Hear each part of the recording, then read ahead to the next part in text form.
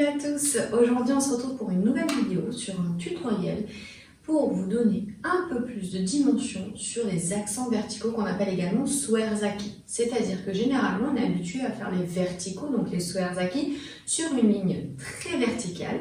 Aujourd'hui on va voir comment l'associer avec un travail en diagonale.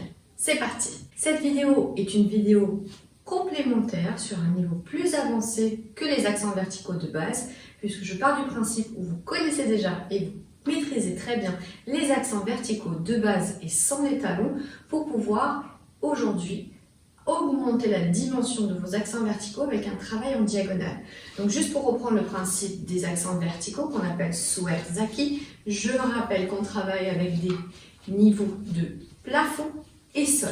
Ok, donc là je travaille avec les pieds levés du sol, mais vous devez arriver déjà à le maîtriser talon au sol. Donc travail des genoux et des obliques. Ok, donc les verticaux de base, je rappelle, on est dans un axe vertical.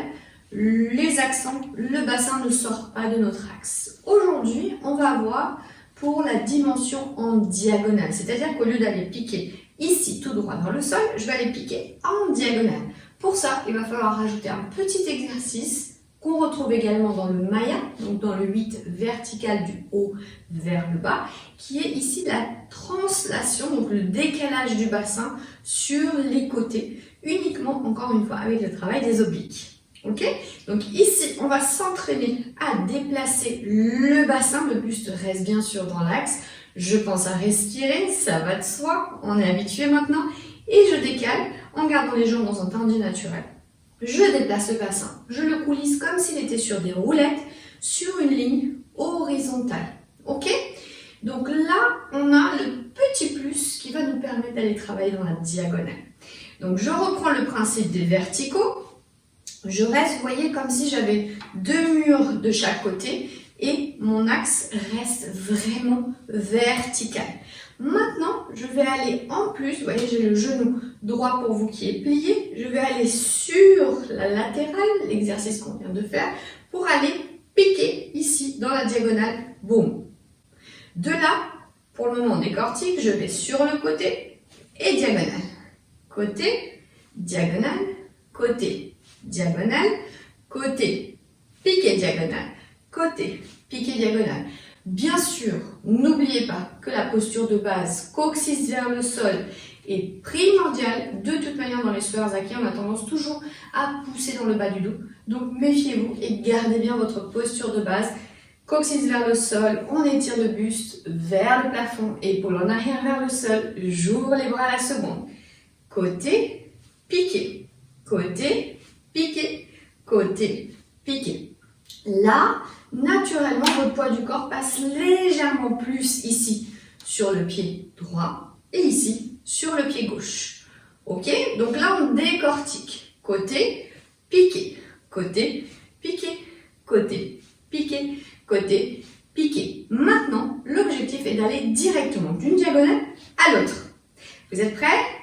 Alors, ça va faire 1, 2, 1, 2, 1, 2, 1, 2 et 1, 2, 1, 2, 1, 2, 1, 2, diagonale, diagonale, diagonale, diagonale. Je reprends les verticaux de base pour que vous vous rendiez bien compte de la différence. Là, je suis sur un axe vertical et de là, je vais aller dans la diagonale. Et hop, hop, hop, et allez, on y croit. Si ça ne marche pas aujourd'hui, ça marchera peut-être demain, ou après-demain, ou la semaine prochaine. Mais ne lâchez pas. Continuez, entraînez-vous. Si ça ne marche pas, vous reprenez le principe. D'abord, je glisse le bassin sur les côtés. Comme on fait beaucoup en échauffement, vous savez, sur le travail du coulissé du buste, translation du buste, on engage les mêmes muscles. Et cette fois, c'est le buste qui reste dans son axe et c'est le bassin qu'on coulisse d'un côté à l'autre. Et de là, je décortique, arrivé à mon maximum sans forcer, je pique dans le sol. Donc je plie le genou gauche et je descends la hanche. Ok, le principe c'est comme si vous vouliez piquer la hanche dans le sol.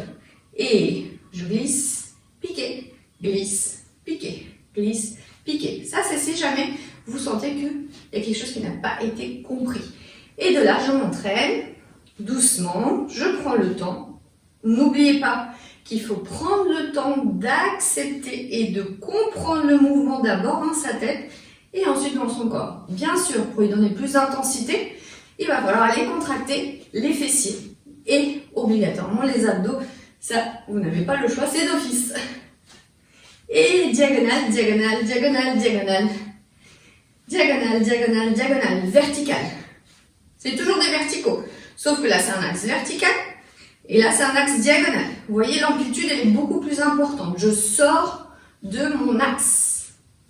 Ok? Allez, on s'entraîne, on fait 8 de chaque, 8 verticaux, 8 diagonales, 8 verticaux, 8 diagonales. Let's go! 5, 6, 7 et 8 et 1, 2, 3, 4 et 5, 6, 7 diagonales et 1, 2, 3, 4 et 5, 6, 7 verticaux, 1, 2, 3, 4, 5, 6, 7 diagonales, 1, 2, 3, 4, 5, 6, 7 et 1, 2, 3, 4, 5, 6, 7, 8 et 1, 2, 3, 4, 5, 6, 7, dernier, 1, 2, 3, 4, 5, 6, 7, 8 et 1, 2, 3, 4, 5, 6, 7, 8. Excellent. Dans une prochaine vidéo, à travailler un enchaînement avec uniquement des verticaux. C'est un enchaînement que j'ai préparé pour une de mes élèves que j'ai en cours particulier en ligne, exprès pour vraiment distinguer le travail des verticaux classiques, diagonales, avec le placement du poids du corps. Alors tenez-vous prête, on se retrouve très bientôt. Ciao!